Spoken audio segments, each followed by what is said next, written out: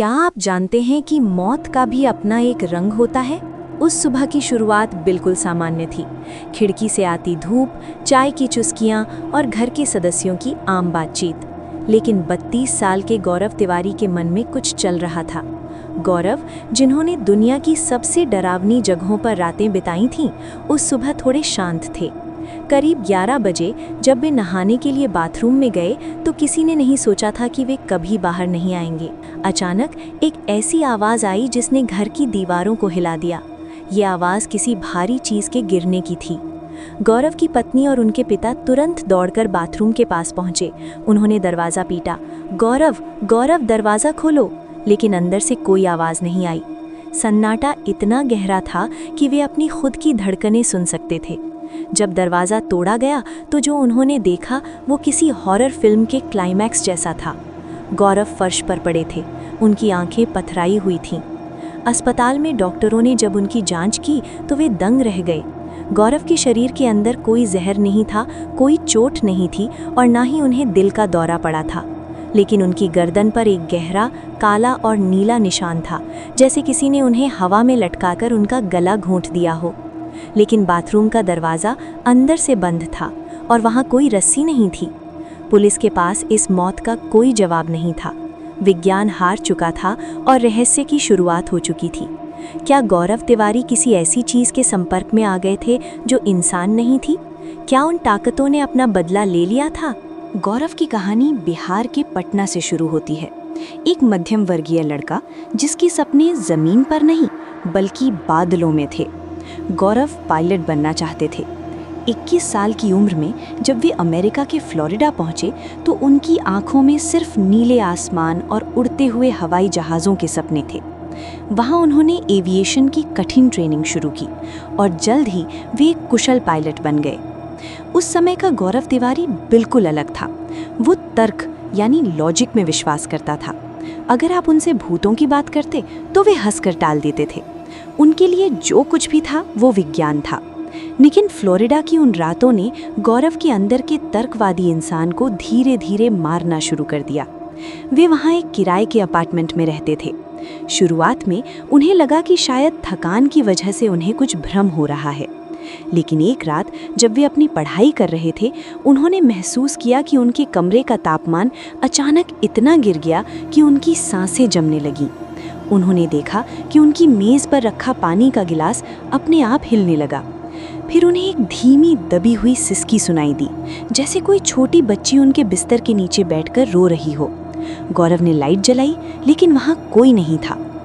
जब उन्होंने पड़ोसियों से उस घर का इतिहास पूछा तो पता चला कि सालों पहले वहाँ एक भयानक हादसा हुआ था। गौरव को पहली बार एहसास हुआ कि कुछ ऐसी चीज़ें भी हैं जिन्हें विमान के कॉकपिट से नहीं देखा जा सकता। यहीं से गौरव का पायलट से पैरानॉर्मल इन्वेस्टिगेटर बनने का सफ़र शुरू हुआ। फ्लोरिडा का वो अपार्टमेंट गौरव के लिए एक लैब बन गया था। उन्होंने भागने के बजाय उस शक्ति का सामना करने का फैसला किया। उन्होंने रात रात भर जागकर रिकॉर्डिंग शुरू की। एक रात उनके ईवीपी रिकॉर्डर पर एक ऐसी आवाज़ रिकॉर्ड हुई जिसने उनके रोंगटे खड़े कर दिए। वो आवाज़ साफ तौर पर कह रही थी, गो अवे, यहाँ से चले जाओ। गौरव ने एविएशन की पढ़ाई छोड़ दी। उनके पिता हैरान थे, दोस्त उन्हें पागल समझ रहे थे, लेकिन गौरव को एक नया जुनून मिल गया था। उन्होंने अमेरिका में पैरानॉर्मल इन्वेस्टिगेशन का कोर्स किया और पैरानॉर्मल रिसर्चर्स की एक बड़ी टीम के साथ जुड़ गए। उन्होंने शमशानों, पुराने जेलों और खंडहर हो चुके अस्पतालों में रातें बितानी शुरू की। उन्होंने सीखा कि आत्माएं केवल डर नहीं फैलाती, बल्कि वे अपनी कहानी सुनाना चाहती हैं। गौरव ने महसूस किया कि भारत में इस विषय पर बहुत अंधविश्वास है। लोग तांत्रिकों और ढोंगियों के चंगुल में फंसकर अपना जीवन बर्बाद कर रहे हैं। गौरव ने कसम खाई कि वे भारत लौटेंगे और इस विषय को एक विज्ञान का दर्जा दिलाएंगे। वे अब महज एक डरपोक छात्र नहीं थे, वे एक योद्धा बन चुके थे।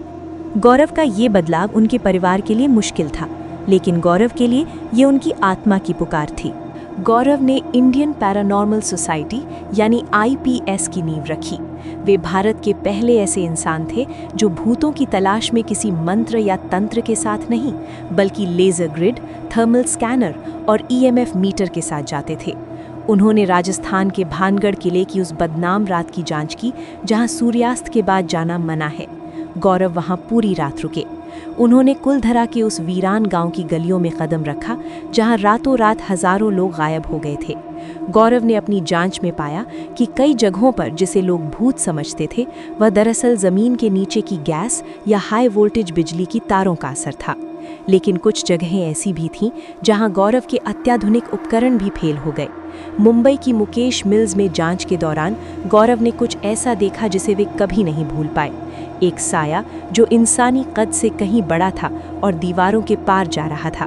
गौरव की ख्याति पूरे देश में फैल गई। वे टीवी शोज पर आने लगे, लोग उन्हें अपना मसीहा मानने लगे। लेकिन गौरव अक्सर कहते थे, जितना ज़्यादा मैं उन्हें जानता हूँ उतना ही मुझे एहसास होता है कि हम उनके सामने कितने छोटे हैं। गौरव अब मौत के करीब पहुंच रहे थे। उन्होंने 6000 से अधिक केस सुलझाए थे, लेकिन उनका आखिरी केस उनका सबसे बड़ा दुश्मन बनने वाला था। अपनी मौत से करीब 15 दिन पहले गौरव तिवारी का स्वभाव पूरी तरह बदल गया था।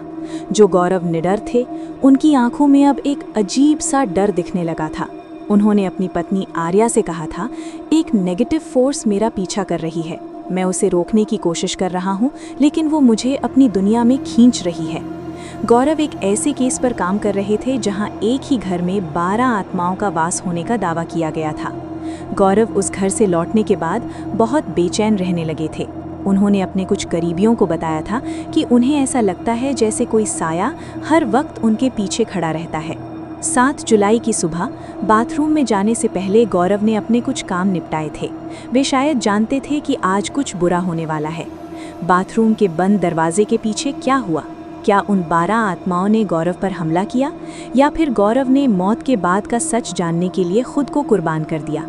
गर्दन का वो काला निशान आज भी पैरानॉर्मल दुनिया का सबसे बड़ा रहस्य है। गौरव तिवारी की मौत ने एक ऐसी जगह खाली कर दी है जिसे शायद ही कोई भर पाए। उन्होंने हमें सिखाया कि मौत अंत नहीं है, बल्कि एक नई शुरुआत है।